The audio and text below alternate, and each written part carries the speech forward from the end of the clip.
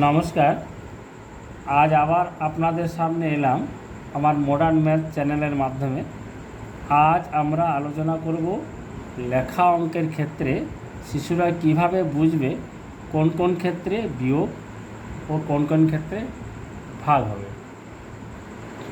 স্বভাবতই শিশুদের একটা ধারণা থাকে যে কোনো রাশির মান যদি কমাতে হয় তাহলে বিয়োগ হবে বা ভাগ হবে।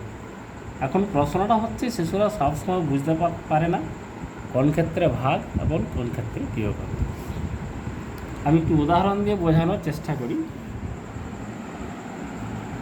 ধরা যাক তোমার পকেটে 20টি মার্বেল ছিল, তুমি তোমার ভাইকে 5টি মার্বেল দিয়ে দিলে। এখন তোমার কাছে কটি মার্বেল থাকবে? স্বভাবতই যদি আমি দিয়ে দিই তাহলে কমবে, তাহলে কমলে কোনো রাশির মান যদি কমাতে হয় তাহলে বিয়োগ কিংবা ভাগ হয়। যেহেতু একবার কমছে এবং দুটা রাশির একক একই মার্বেল, মার্বেলে 20টা মার্বেল ছিল, 5টা মার্বেল দিয়ে দিচ্ছে, দুটার রাশির একক মার্বেলের সংখ্যা, সেক্ষেত্রে হবে বিয়োগ। কিন্তু যদি এমন হয় সমস্যা নেই যে তোমার পকেটে 20টা মার্বেল ছিল, তুমি 4 জনকে সমান ভাগে ভাগ করে দিলে, 4 জনকে সমানভাবে দিয়ে দিলে। এখন প্রত্যেকে কটা করে মার্বেল পেল। এখানে পার্থক্যটা হচ্ছে 4 জনকে আমি দিচ্ছি, যদি এক পর্যায়ক্রমে দেওয়া হয় তাহলে আমাকে 4 বার দিতে হবে, তাহলে 4 বারের জন্য কমবে, তাহলে একবারের জন্য নয় 4 বারের জন্য কমবে। এবং রাশিটা দেখা যায় যে 20টা মার্বেল আর 4 জন, দুটা রাশির একক আলাদা, তাহলে সেই ক্ষেত্রে হবে ভাগ। তাহলে যদি কোনো রাশির মান কমাতে হয় তাহলে হবে বিয়োগ অথবা ভাগ। দুটো রাশির মানের একক যদি একই হয় এবং একবারের জন্য কমে তাহলে হবে বিয়োগ। এবং কোনো রাশির মান যদি বারবার কমে এবং দুটো রাশির মানের একক যদি আলাদা হয় তখন হবে ভাগ।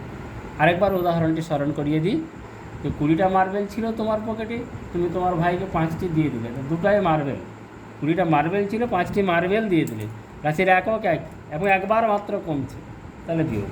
তোমার কাছে 20টা মার্বেল ছিল, তুমি 4 জনকে সমানভাবে দিলে, তা প্রত্যেকে কটা করে মার্বেল পাবে, তাহলে একটা হচ্ছে মার্বেল, একটা হচ্ছে জন, দুটো রাশির মান আলাদা, একক আলাদা, মান আলাদা, একক আলাদা, সেক্ষেত্রে হবে ভাগ। আরেকটা পার্থক্য হচ্ছে বিয়োগে একবার কমবে আর ভাগে বারবার কমবে, কারণ 4 জনকে তুমি পর্যায়ক্রমে দিলে 4 বার কমাতে হবে। তা আশা করা যায় যে এই যে ভাগ এবং বিয়োগ, এই দুটো বিষয়ের পার্থক্য যদি শিশুদের কাছে উদাহরণ দিয়ে তুলে ধরা হয় তাহলে কোন ক্ষেত্রে ভাগ এবং কোন ক্ষেত্রে বিয়োগ করবে শিশুদের কাছে স্পষ্টতর ধারণা হবে। আশা করি আমার এই কথাগুলি শিশুদের কাজে লাগবে। আপনারা শিশুদের সামনে জিনিসগুলো উপস্থাপন করে দেখুন, তারা যদি উপকৃত হয় আমি খুশি হব। এবং পরবর্তী ক্ষেত্রে আমি ভাগের বিভিন্ন নিয়ম এবং গুণ কিভাবে সহজে করা যায় সেই বিষয়ে আলোচনা করব। এবং আমার এই ভিডিওগুলি যদি আপনারা নিয়মিত পেতে চান তাহলে আমার এই চ্যানেলটি, মডার্ন ম্যাথ চ্যানেলটি সাবস্ক্রাইব করুন এবং বেশি বেশি করে শেয়ার করুন। আশা করি আপনারা উপকৃত হবেন এবং